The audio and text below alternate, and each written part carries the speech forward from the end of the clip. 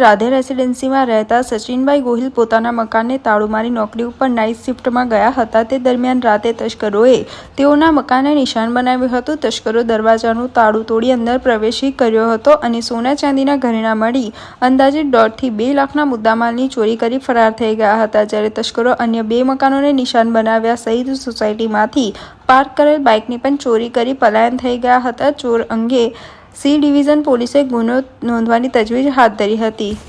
મારું નામ ગોહિલ સચિન છે. અહીં રાધે રેસિડેન્સીમાં રહું છું. 151 નંબરનું મકાન છે મારું. હવે મેં નાઇટ શિફ્ટમાં જોબમાં જઈને આવ્યો છું તો ઘરે કોઈ હતું નહોતું. તો સવારમાં આવીને જોયું તો બધું ઘરનું બધું તૂટેલું હતું. અંદર બધું તુજેરું તાળું તૂટેલું હતું ને જોયું તો બધું દાગીના ને જે કંઈ હતું ગોલ્ડ એ બધું રોકડ કેશ પૈસા ને બધું તો બધું એવું લઈ ગયા છે ચોર.